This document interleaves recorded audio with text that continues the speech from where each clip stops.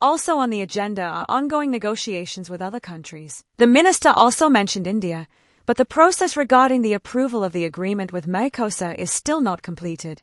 Does Poland still hope to build a blocking majority with other countries? Today I am meeting with the French Minister of Trade. President Macron has been speaking very strongly against it in recent days. Against the agreement with Mercosur in its current form. I do not rule out at all that France will vote against it. We will find out what the minister thinks. Zupełnie nie wykluczam, że Francja będzie głosowała przeciwko. Dowiem się, co myśli minister, przekażę nasze stanowisko, które jest jasno zdefiniowane. Będziemy głosować przeciw. I will convey our position, which is clearly defined. We will vote against, despite the agreements, safeguards that have been introduced. And we will see if France will still vote, yes, as President Macron says, against the agreement. But still, France alone is not enough to block this deal. Yet, not much happens in the Union when two large countries like France and Poland are against such an important agreement. What do you expect to achieve today, besides each side airing their irritants? Do you expect any breakthrough? With Americans?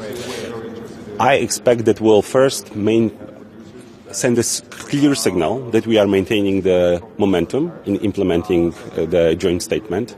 I expect that we'll also talk about bigger picture, not only about bringing, for example, steel tariffs to 15%, but also look together at challenges of overproduction coming from third countries.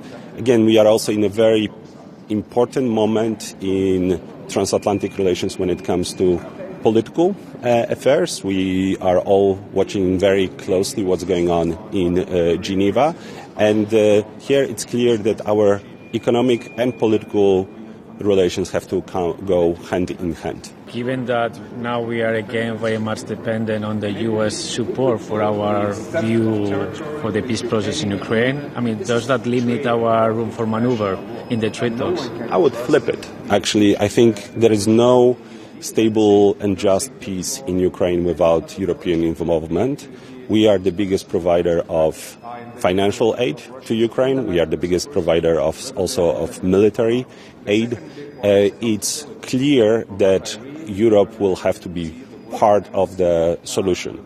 Not only it's in our interest, because it's European security that is at stake in Ukraine, but it's also in the interest of our American allies and, of course, Ukrainian allies to make sure that Europe is firmly behind the solution. It is written, the original one, I'm not talking about the European, without mentioning Europe. Will we see true peace in Ukraine? Europe not only has to be consulted but must be part of this agreement. It is Europe that is the greatest guarantor when it comes to economic, but also military aid to Ukraine, so without Europe, this agreement simply will not have a chance to function. It should depend not only on us and certainly our Ukrainian partners but also on our American partners.